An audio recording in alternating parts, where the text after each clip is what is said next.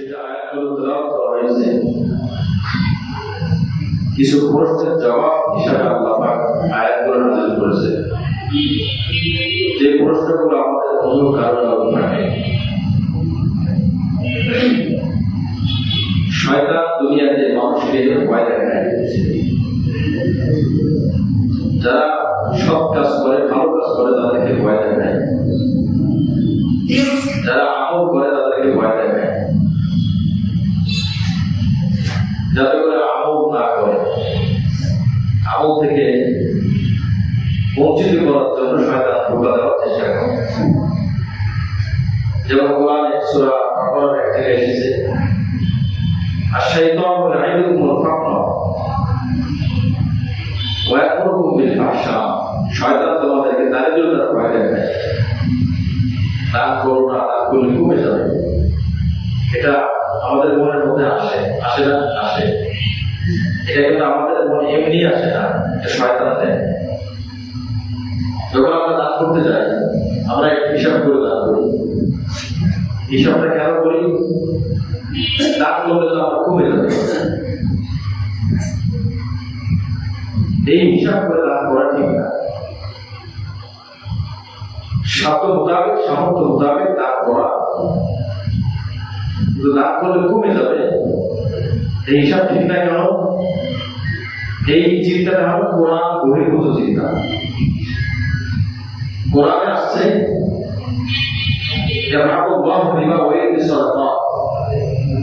দান করলে তোমার সম্পদ বেড়ে যাবে। কে বলছেন?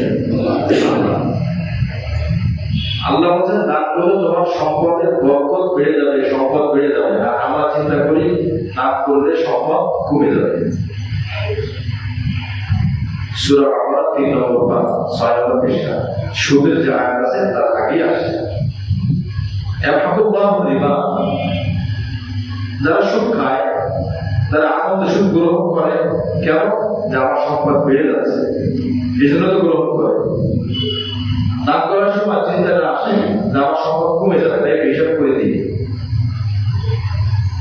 আল্লাহ ঠিক উল্টোটা বলে, ইয়াহফাযুল্লাহু রিবা, বান্দা তুমি মনে করো সুদের দ্বারা সম্পদ হয়, আমি আল্লাহ বলে দিলাম সুদের দ্বারা তোমার সম্পদ ধ্বংস হয়ে যাবে। বান্দা তুমি মনে করো দান করলে তোমার সম্পদ কমে যাবে, তোমার ধারণা যে আমি আল্লাহ সম্পদ দিয়েছি, আমি বলছি দানের দ্বারা তোমার সম্পদ বেড়ে যাবে।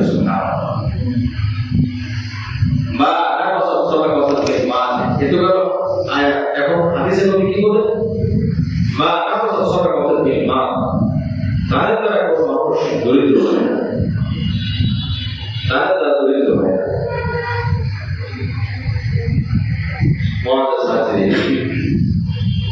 এই জন্য শয়তান মানুষকে দরিদ্রতার ভয় দেখায়।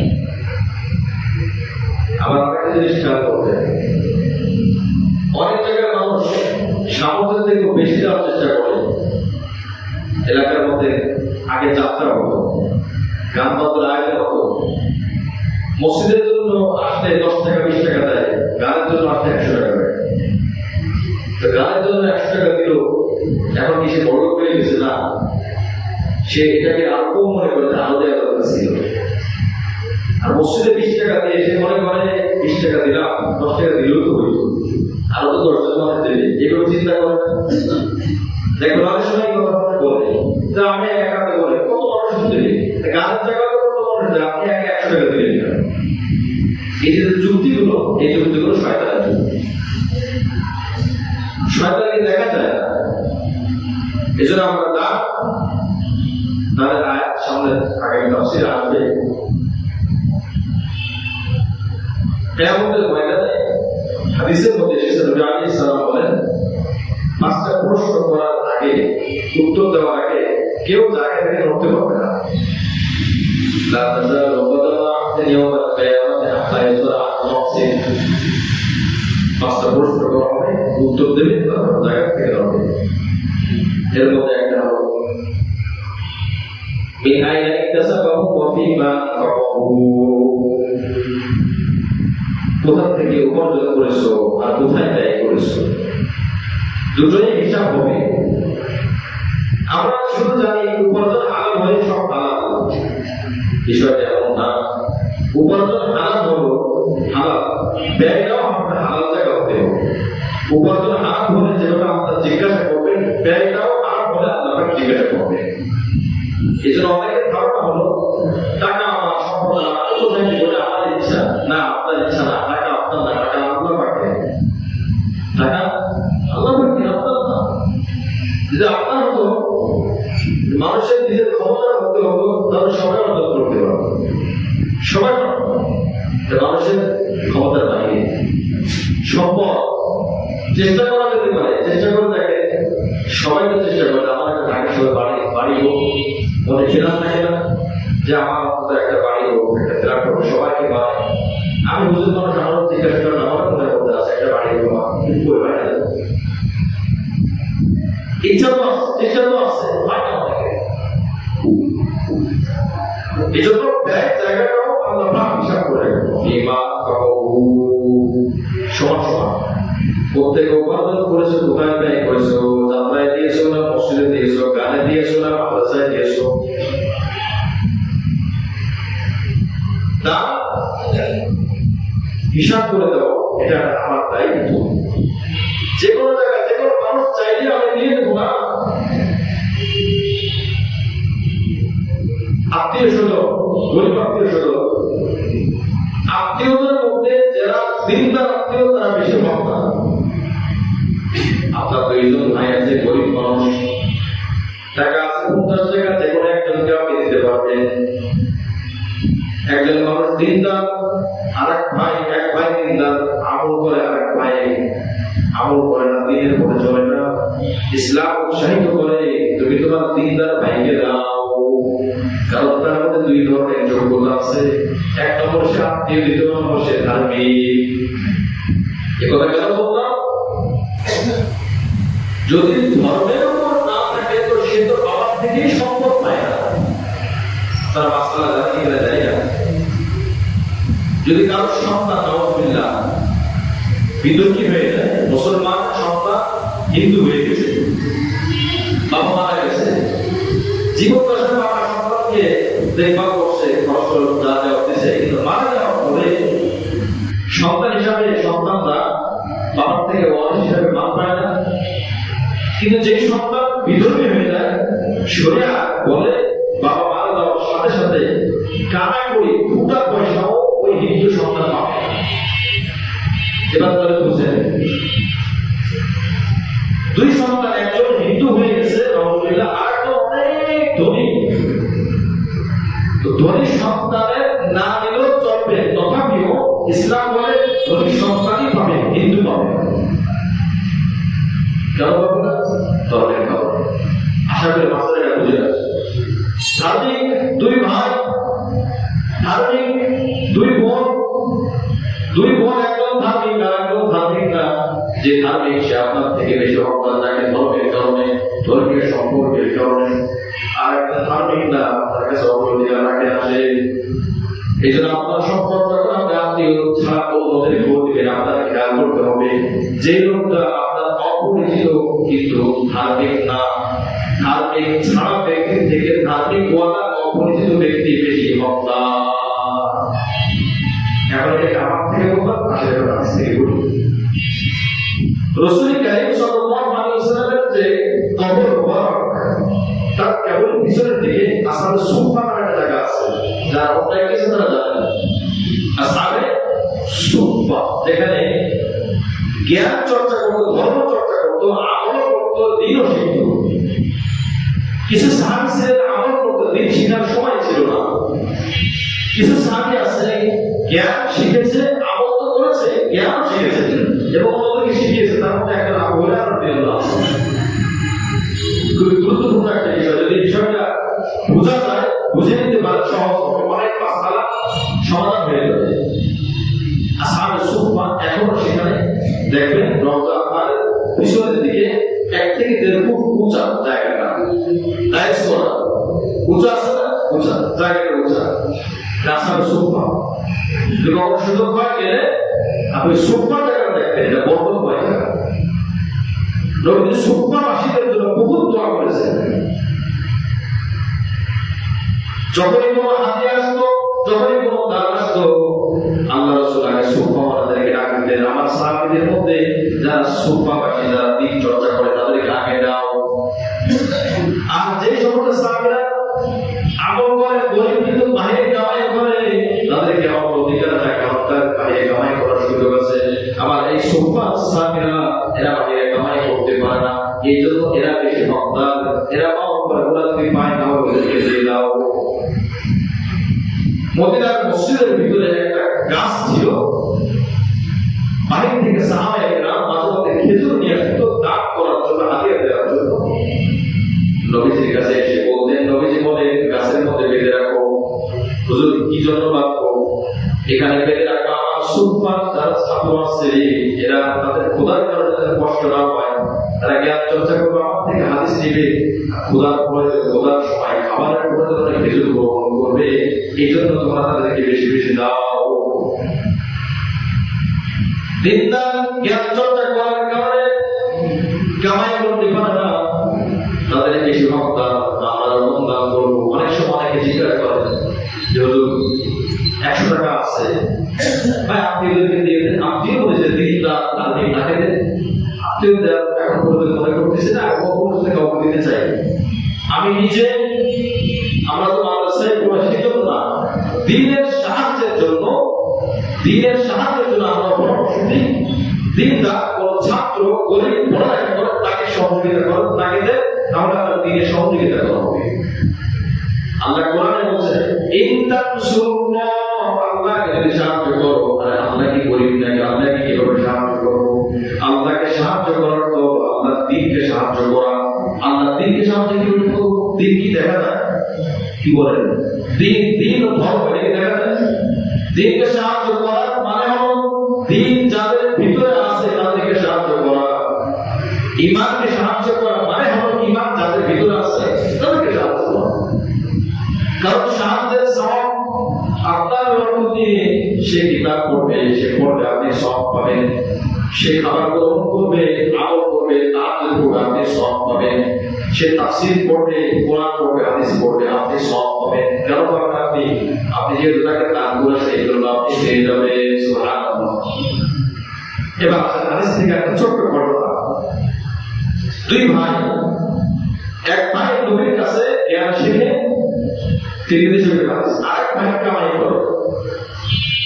যে ভাই কামাই করে উনি এসে নবীর কাছে বলতেন, হুজুর আপনার কাছে আমার ছোট ভাই জ্ঞান শিখে দিন চর্চা করে, আমার ব্যবসায় সময় দেয় না, যদি সে আমার ব্যবসায় একটু বেশি সময় দিত তাহলে আমার ব্যবসা আরো একটু লাভবান হতাম। কথায় যুক্তি আছে, সময় দিলে আরো লাভবান হতো। আমার ভাই তো ওদের মতো হবে না, অন্য যেমন আমার ভাই তেমন না। নবী বলেন, তোমার যুক্তি হলো তোমার ব্যবসা সম্পদ আরো লাভজনক হতো, তোমার ভাই যদি আমার কাছ থেকে দিন চর্চা বাদ দিয়ে তোমার কাছে যায়, তাই তো বলে বলেন শোনো, তোমার ব্যবসার দ্বারা দুনিয়া হচ্ছে, আর তোমার ভাই আমার কাছ থেকে দিন শিখতেছে, এটার দ্বারা আখিরাত হচ্ছে। দুই শ্রেণীর মানুষ দরকার, দিনের লোক দরকার, ধর্মীয় লোক দরকার, দুনিয়ার লোক দরকার। দুই শ্রেণীর যখন একটা বাদ পড়ে যাবে, চলা কঠিন হয়ে যাবে, ধর্মচর্চা বাদ হয়ে যাবে, টাকা পয়সা হবে, নামাজ রোজার বিধান পালন যাবে না। ধর্মচর্চা আছে, দুনিয়া নাই, না খেয়ে 2 দিন পরে যারা ধর্মচর্চা করে পেটে খাবার নাই, পেটে খাবার থাকলে আমি চর্চা করবো, মাঠে নেমে যারা কামাই রোজগার করতে, 2 দিন পরে জ্ঞান চর্চা ছেড়ে দিবে, জ্ঞান আর খুঁজে পাওয়া যাবে না। আমাদের দেশের মধ্যে সরকারি ভাবে এবার খেয়াল করে, শুধু মাদ্রাসায় দিলে ওটি গেলে চোখে পড়ে, মাদ্রাসায় ফকির, মাদ্রাসায় কি, মাদ্রাসায় দেওয়া হয় কেন? একটা জিনিস আমাদের কাছে জানতে চাই, আমাদের দেশে কি সরকারি মেডিকেল কলেজ আছে কিনা? বেসরকারি প্রতিষ্ঠানে করতে লাখ লাখ টাকা লাগে না? গরিব ছেলে মেধাবী, তাকে লাখ লাখ টাকা দেওয়ার সামর্থ্য আছে? নাই। এমন বহু ছেলে সরকারি মেডিকেল কলেজে পড়া অধ্যায় আছে কিনা? তাদের খরচ কে বহন করে? সরকার। সরকারের টাকা দেয় জনগণ। কথাগুলো বুঝার বিষয়, সরকারের টাকা দেয় জনগণ, জনগণ ওই টাকা ছাত্রদের পিছনে ব্যয় করে। প্রশ্ন হলো তুমি পড়ালেখা শিখবা, তুমি উপার্জন করবা, তোমার পিছনে জনগণ কেন দেবে, তোমার পিছনে সরকার কেন দেবে? উত্তর, আরে শোনো, আমি মেধাবী, আমার টাকা পয়সা নাই, আমাকে যদি সরকার দেয়, আমাকে যদি জনগণ দেয়, ভবিষ্যতে আমিও জনগণকে সেবা দিব। বহুত মেধাবী ছাত্ররা আছে, তারা কলেজে পড়তে পারে না, পড়তে পারে না। আমার অনেক দেখবেন, আল্লাহ মাফ করুন, অনেক অযোগ্য ছাত্র আছে, টাকা গরমে বেসরকারি মেডিকেল কলেজে পড়ে মোটামুটি টেনে পাস করে, এরপরে রোগী যায় তার কাছে, রোগী সুস্থ হওয়ার থেকে অসুস্থ হওয়ার মাত্রাই বাড়ে। এই কারণে প্রশ্ন আসে না, একটা ছেলে মাসে মাসে 50,000 টাকা খরচ হয়, মেডিকেল কলেজে 10,000 টাকা 5,000 টাকা খরচ করতে দেওয়া লাগে, বাকি টাকা সরকার দিল, সরকারের টাকা জনগণ দিল। তো মাদ্রাসায় জনগণ দেয়, এখানে শুধু চোখটা পড়ে, এখানে কোনো সমালোচনা আসে। মেডিকেল কলেজে যদি এখানে সমালোচনা করতে হয়, 1000বার মেডিকেল কলেজে আগে সমালোচনা করতে হবে। আপনার দিন শেখানোর পিছনে কোনো ডাক্তার ভূমিকা নাই। আপনি দিন ছাড়া দুনিয়াতে টিকে থাকতে পারবেন না। কোরআন চর্চা ছাড়া মানুষ মানুষ হয় না। আরে মানুষ তো আবু জাহেলের যুগেও ছিল, নবীর যুগেও ছিল, তারা তো মানুষ ছিল না, তারা তো জীবন্ত কন্যা সন্তানকে লালন করতো, তাদের তো লেখাপড়া ছিল, তারা তো অনেক জ্ঞানী ছিল, তারা অনেক শিক্ষিত ছিল, বড় বড় যুগ ছিল, কোরআনের স্পর্শ ছিল না, ধর্ম ছিল না, চর্চা ছিল না, জ্ঞান ছিল না, যার জন্য তারা অন্ধকারের মধ্যে নিমজ্জিত ছিল। যখন কোরআন আসছে, ধর্ম আসছে, মানুষকে মানুষ বানাতে শিখিয়েছে, দুনিয়াও তারা সফল হয়েছে, আখিরাতেও তারা সফল হয়েছে। এই জন্য যে ভাইয়েরা বলে বুঝে না, বাইরে লাইট জ্বলে, লাইটটা দেখে, ভিতরে যে কারেন্টটা বিদ্যুৎ কোথা থেকে আসছে এটা সে কষ্ট খবর থাকে না। গভর্নমেন্টে কত টাকা খরচ হয়, সরকারি প্রতিষ্ঠানগুলোতে কোটি কোটি টাকা। আমি গত 2 বছর আগে আমি তালাশ করেছিলাম, আমি তালাশ করে দেখলাম এক মাদ্রাসার বক্তব্য দিয়েছিলাম, কোটি কোটি টাকা শুধু জেলা সেখানে আলিয়া মাদ্রাসাগুলো তো মাশাআল্লাহ তারাও দিন চর্চা করতেছে, সেখানে সরকারি বরাদ্দ আছে, বাজেট আছে, তো তারাও যখন দিন চর্চা করে, কমে ওরাও দিন চর্চা করে, সবাই দিন চর্চা করে। কিন্তু আমার কথা হলো দুঃখ লাগে যখন মানুষ বলে তারা ভিক্ষা করে খায়, মানুষ থেকে যে খায়। শোনেন ভাই, মানুষ খুশি করে দেয়, কোনো মানুষ টাকা দিয়ে করে দেয় না মানুষের কাছে।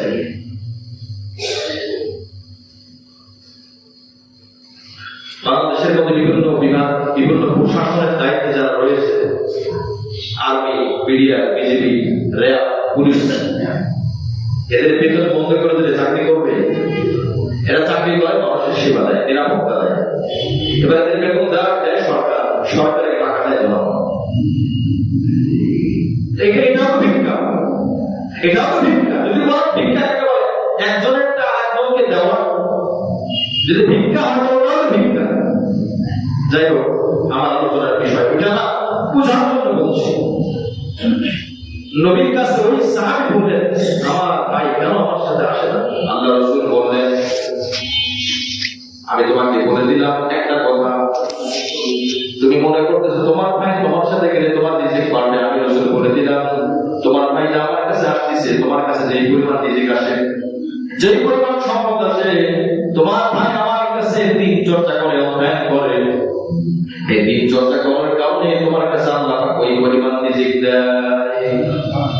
যদি তোমার ভাই আমার কাছে আসা বন্ধ করে দিত, তোমার কাছে ওই পরিমাণ আসতো না। এখন যদি 100% আসে, তখন আসতো 50%। তোমার ভাইটাও তোমার উপর আল্লাহ পাক দিয়ে রেখেছে, এই জন্য তুমি এই অভিযোগটা তুলে নাও। সুতরাং দিন চর্চা যারা করে তাদের দায়িত্ব হলো মানুষকে দিন শিখানো, আর জাগতিক মেহনতে পরিশ্রমে যারা উপার্জন করে তাদের দায়িত্ব তাদের অর্থ দিয়ে ওই ব্যক্তিদেরকে সাহায্য করা। এটাকে বলা হয় সমাজ নয়, তারা হয়তো বৈষম্য দেখে যাবে। আমি দিলাম আমার ভোটা করি না, এই জন্য খুঁজে খুঁজে দিনের সাহায্য করার জন্য, ইসলামের সাহায্য করার জন্য, কোরআনের সাহায্য করার জন্য, মানুষের সাহায্য করার জন্য আমরা খুঁজে খুঁজে যখন সঠিক জায়গায় ব্যয় করবো, এটা হলো একজন মুসলমানের নৈতিক দায়িত্ব। প্রথম বিষয় তো দানের ক্ষেত্রে শয়তান ধোঁকা দেয়, ওয়াসওয়াসা দেয়, আর গুনাহের জায়গায় শয়তান খুব আনন্দিত করে তোলে, খুব আনন্দিত করে তোলে।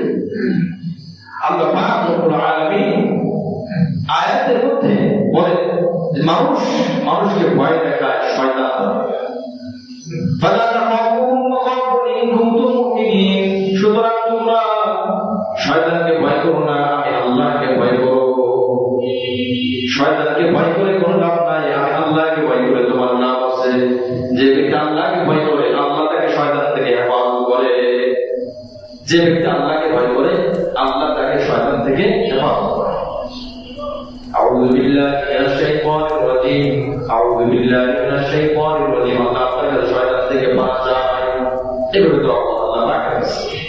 এরপর আজকের পবিত্র আয়াত আল্লাহ পাক রব্বুল আলামিন বলেন, যারা কাফের তাদেরকে দেখে তোমরা দুঃখিত হইও না যে তারা এত সম্পদ অর্জন করে, এত ভালো আছে, ক্ষমতা নিয়ে আছে, বড় চেয়ার, বড় পদ, বড় বিল্ডিং, বড় হাই সোসাইটির মধ্যে তারা বসবাস করে, তারা খুব উন্নত জীবন ব্যবস্থা।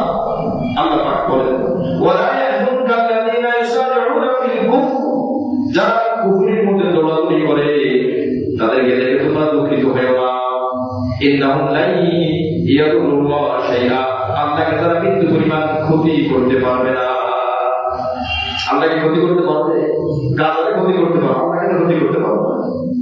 যতই তুমি বাড়াবাড়ি করো, তোমার বাড়াবাড়ির সীমানা আছে, আর আল্লাহর ক্ষমতার কোনো সীমানা নেই। তোমার ক্ষমতার সীমানা আছে, আল্লাহর ক্ষমতার সীমানা নাই। তোমার জুলুমের সীমা আছে, তুমি কত বছর জুলুম করবা? 5 বছর, 10 বছর, 16 বছর, 20 বছর, তোমার সীমা আছে। আমি আল্লাহর সীমা নাই। অনেক মানুষ অপরাধ করে অপরাধ করে অপরাধ করে বিপদ আসে আমাদের। এই কথাটার সামনে আসছে, কেন বিপদ আসে? আল্লাহ পাক বলেন, এখন প্রশ্ন হলো আল্লাহ পাক তাদেরকে দুনিয়াতে দেন কেন? পৃথিবীর মধ্যে যারা কাফের তাদের সম্পদ এখনো বেশি, এখন দেন কেন? উত্তর, ইউরিদুল্লাহু আল্লাহ ইয়াজআলুহুম হাজ্জান ফিল আখিরাহ, আল্লাহ তাদেরকে আখিরাতে কোনো বিনিময় দিব না। যা সব দুনিয়াতে দিব, কুফরি কর, দুনিয়া ভোগ কর, দুনিয়া শেষ কর, আখিরাতে কিছুই নাই তোদের জন্য। ওয়া লাহুম আযাবুন আযীম, তাদের জন্য রয়েছে মহা শাস্তি রবের পক্ষ থেকে। তাদের জন্য ওই যারা কুফরি করেছে, যারা কাফের হয়েছে। 177 নম্বর আয়াত, ইন্নাল্লাযীনা আশরাকু কুফরা বিল ঈমানি লা ইয়াদুরুল্লাহ শাইআ, আর যারা ঈমানের পরিবর্তে কুফরির পথে চলে, ঈমানের পথে চলে না, কুফরির পথে চলে, আর আল্লাহ এখানেও বললেন আল্লাহর কোনো ক্ষতি হবে না, তারা আল্লাহকে কোনো ক্ষতি করতে পারবে না। কি বলেন পারবে? Trump, George Bush, Joe Biden, আর যারা আছে, আল্লাহর কোনো ক্ষতি হয়েছে? পৃথিবীতে ফেরাউন, হামান, কারণ কত শক্তি হওয়ার বাচ্চা চলে গেছে, আল্লাহর কোনো ক্ষতি হয় না। আল্লাহর কোনো ক্ষতি করতে পারবে না। এই জন্য যারা কুফরের পরিবর্তে ঈমান, তাই ঈমানের পরিবর্তে কুফর গ্রহণ করে, বিদআত সুন্নাতের পরিবর্তে বিদআত গ্রহণ করে, সুন্নাতের পরিবর্তে বিদআত গ্রহণ করে, ধর্মীয় উৎসবের পরিবর্তে কুসংস্কারমূলক জাগতিক উৎসব গ্রহণ করে। এরকম আছে কি আছে না? আমরা সুন্নাত প্রাপ্তি বিদআত ঢুকাচ্ছি, ঈমান প্রাপ্তি শিরক ঢুকাচ্ছি। ঈমান নাই, শিরকে বন্ধ, সুন্নাত নাই, বিদআতে বন্ধ। জীবনে যত কাজ করতেছি খুঁজে দেখি তো, আমি তো কোনো না কোনো কাজ করতেছি। এই কাজের দুটো দিক আছে, হয়তো আল্লাহর পথ অথবা শয়তানের পথ। যদি আল্লাহর পথ না হয় ওটা শয়তানের পথ, আর যদি শয়তানের পথ হয় ওটা আল্লাহর পথ হয় না। যদি আল্লাহর পথ হয় ওটা শয়তানের পথ হয় না। এই জন্য কোরআনে বিভিন্ন জায়গায় আল্লাহ পাক বলেছেন দুইটা বিষয়, ভালো মন্দ। ভালো আমি আল্লাহর কাছে, খারাপ শয়তানের কাছে। আপনি আমি যা করবেন, যারা বাবা দিয়ে খাবার খায়, দেখেন আয়াতের সাথে তাফসীরের মধ্যে এসেছে, বাবা দিয়ে খাবার খায়, ডান হাতে পরিবর্তে বাবা গ্রহণ করেছে, আল্লাহ পাকের নির্দেশ নিষেধ। আল্লাহ রাসূল বলেন বাম হাত দিয়ে খাও না, এটা শয়তান দিয়ে, শয়তান বাম হাত দিয়ে খায়, শয়তান বাম হাতে খায়। দাঁড়িয়ে খাও না, হাতে দেখেও না, দাঁড়িয়েও খাওয়া যায়, বসেও খাওয়া যায়। যারা ভালো মানুষ তারা বসাটাকে গ্রহণ করে, আর যারা ভালো মানুষ না বসার পরিবর্তে দাঁড়িয়ে খাওয়া গ্রহণ করে।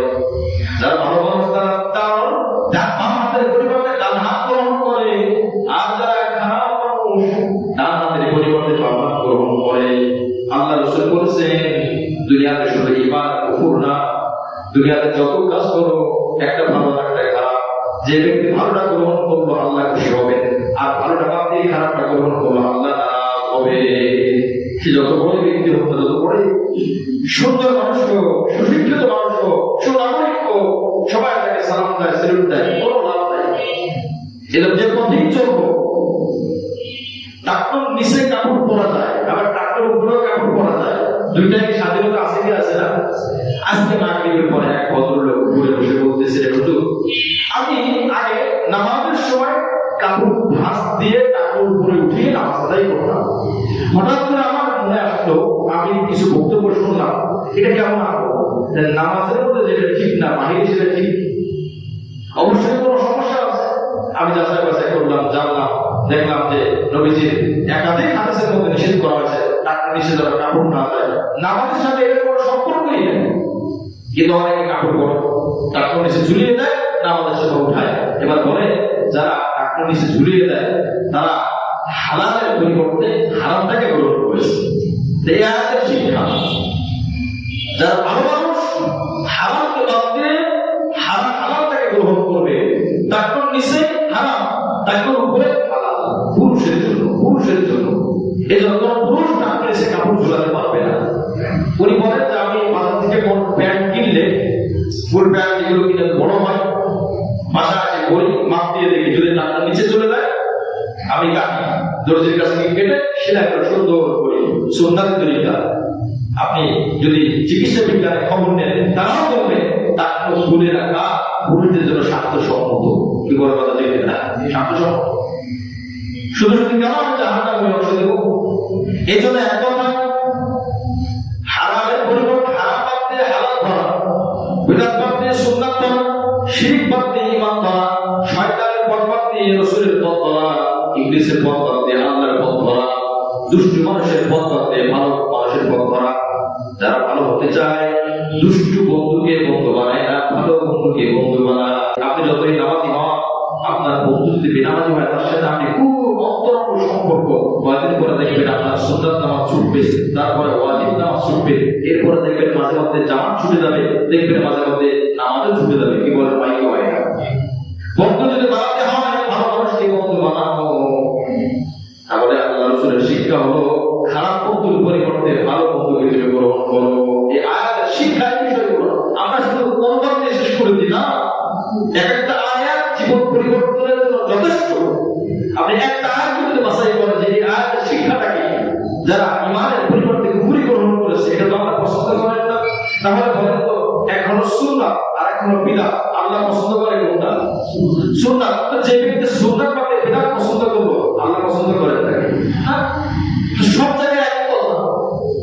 এই জন্য তরিকা দুইটা, শয়তানের তরিকা ও আল্লাহর তরিকা। শয়তানের পথ বাদ দেব, আল্লাহর পথ ধরব। আল্লাহ আমাদের তৌফিক দান করেন। হাযা বিল্লাহিল্লাহ শাইআ ওয়া লাহুম আযাবুন আলীম। আর যারা শয়তানের পথ ধরলো, আল্লাহর পথ বাদ দিয়ে, আল্লাহ পাক বলেন ওয়া লাহুম আযাবুন আলীম, তাদের জন্য রয়েছে যন্ত্রণাদায়ক শাস্তি। 178 নম্বর আয়াত। প্রশ্ন, কাফেররা এত অপরাধ করে, এত অপরাধ করে, আল্লাহ ধরে না, আল্লাহ তো শাস্তি দেয় না, তারাই বেশি সুস্থ থাকে, তাদের সম্পদ বেশি, সন্তান ভালো, সব দিক দিয়ে পরিপূর্ণ, ফিট, পুরা ফিট। আর মুসলমান ফিট। আল্লাহ পাক বলেন ওয়ালা ইয়াহসাবান্নাল্লাযীনা কাফারু আন্নামা নুমলি লাহুম খায়রুন লিআনফুসিহিম ইন্নামা নুমলি লাহুম লিয়াজদাদু ইসমা। যারা কুফরি করেছে তারা যেন মনে না করে যে আমি আল্লাহ তাদেরকে ভালো ভালো জিনিস দিয়েছি, তাদেরকে খুশি করে যাচ্ছি, আর তাদের জন্য কল্যাণ কর, আমি আল্লাহ তাদেরকে যা দিয়ে তাদের জন্য মনে ভালো কিছু, তারা যদি কথা মনে না করে। যারা কুফরি করে, আল্লাহর পথ বাদ দিয়ে শয়তানের পথে চলে, আর যদি আমি তাদেরকে কোনো শাস্তি না দিই, বিপদে না ফেলি, তারা যেন এই কথা মনে না করে যে আমি আল্লাহ তাদের উপর খুশি আছি, আর তারা যা পেয়েছে এটা তাদের জন্য যথেষ্ট, আর তারা যা পেয়েছে এটা তাদের জন্য কল্যাণকর, এটা যেন মনে না করে। ইন্নামা নুমলি লাহুম খায়রুন লিআনফুসিহিম, আমি তাদেরকে তাদের ভালোর জন্য দিই না, তাদের ভালোর জন্য দিই না। কাফেরের কুফরি বাড়ে। ওই যে একটা কথা আছে, পিপিলিকা পাখা গজায় বলিবা, পাখা গজায় উড়ান দিচ্ছে, উন্নতি হয়েছে, উন্নতি হয়ে কি লাভ হয়েছে? আরো মধ্যে যাচ্ছে। ফেরাউনের পাখা গজাইছে, লাভ হয়েছে কি? পানির মধ্যে ডুবে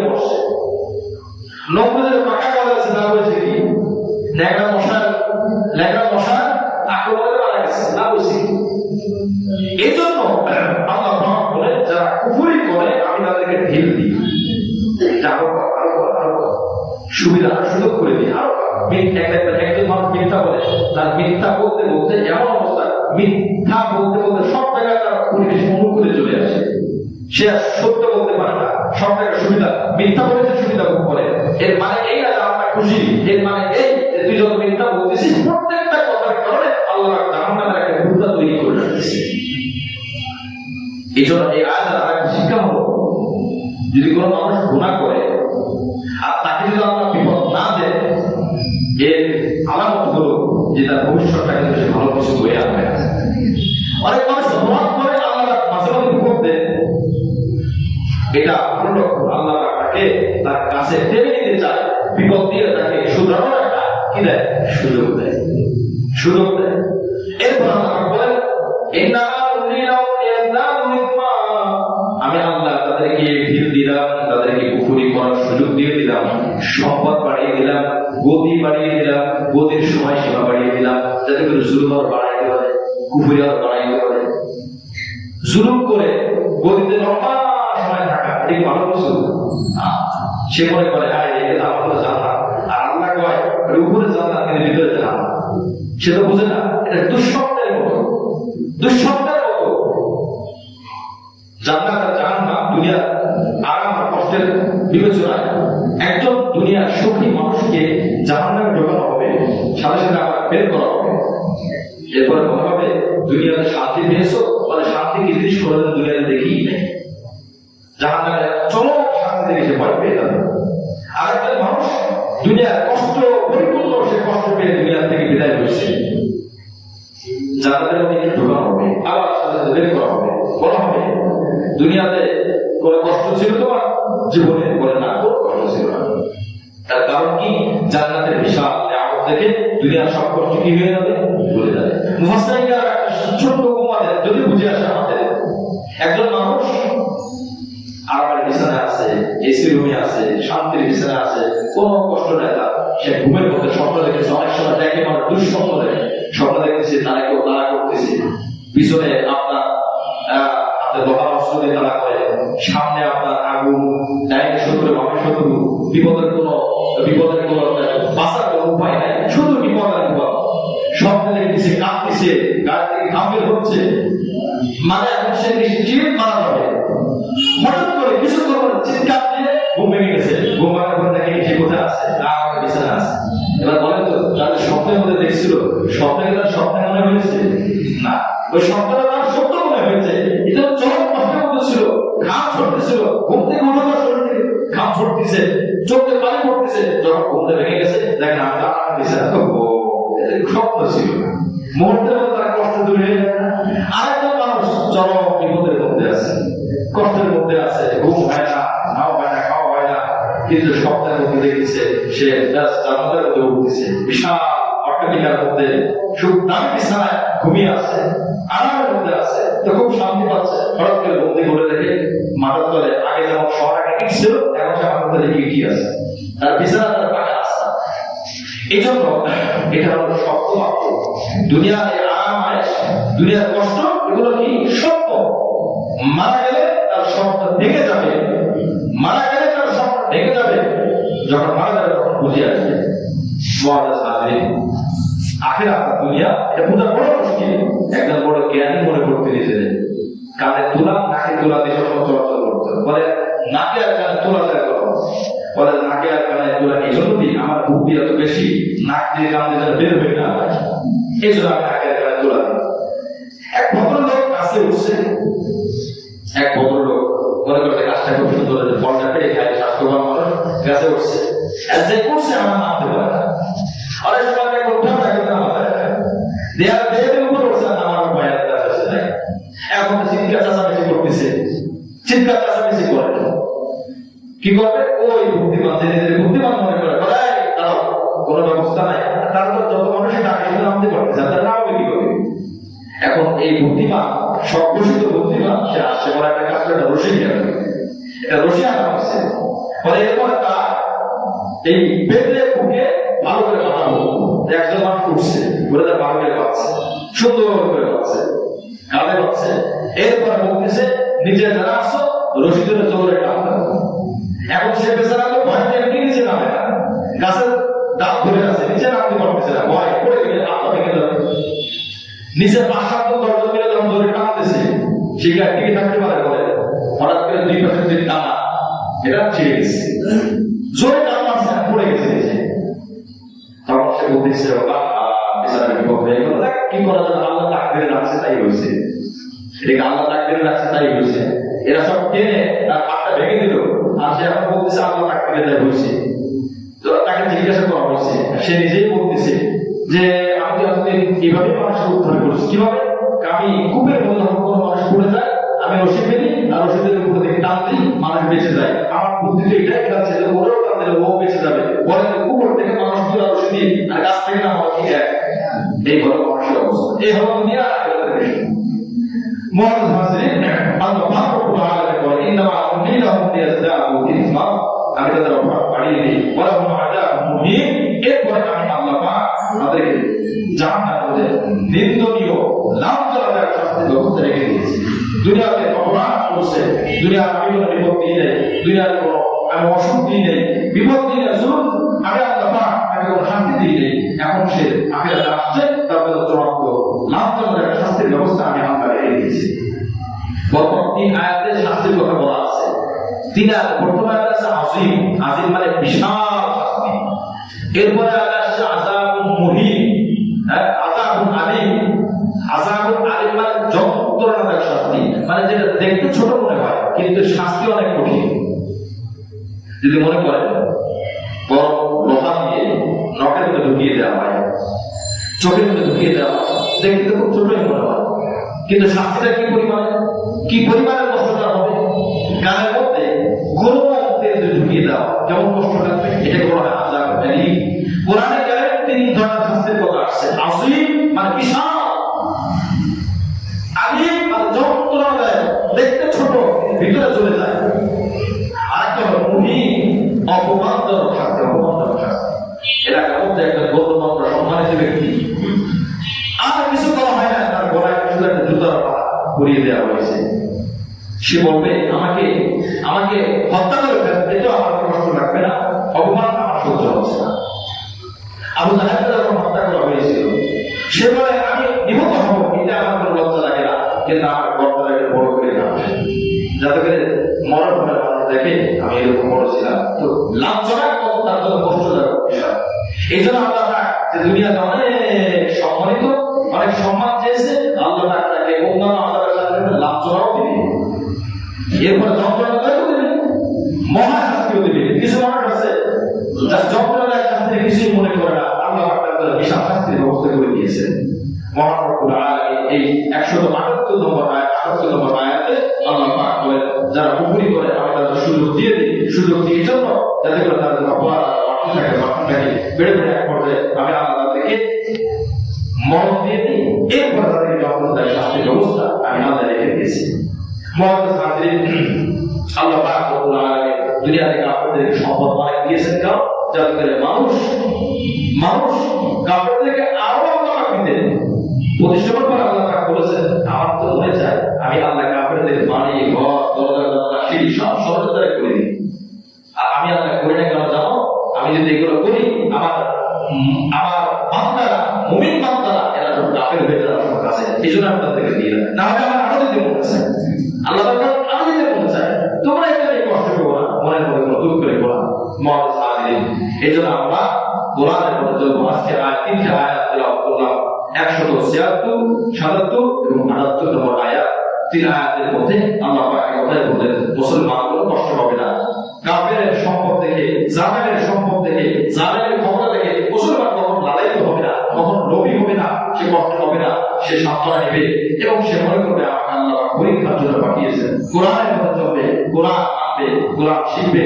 আল্লাহ পাক রব্বুল আলামিন আমাদের সকলকে কোরআনের কথা চলার তৌফিক দান করেন। কোরআন বলা রেখে কোরআন আমাদের পিছনে অনুসরণ করার তৌফিক দান করেন। কোরআন আমাকে বুঝ ধরিয়ে দেবে না, কোরআন বলে আমাকে বুঝ ধরিয়ে দেবে। যদি কোরআন যথেষ্ট হতো তাহলে সাহাবায়ে কেরামের প্রয়োজন ছিল না। সাহাবায়ে কেরাম সাহাবীদেরকে বুঝ ধরিয়ে দিয়েছেন, শিক্ষা দিয়েছেন। কোন সাহাবী অনেক জ্ঞান আছে, তারপর একজন সাহাবীর কাছে জিজ্ঞাসা করছে, অনুসরণ করছে, অনুকরণ করছে। নবীদের মওজুদ নিজের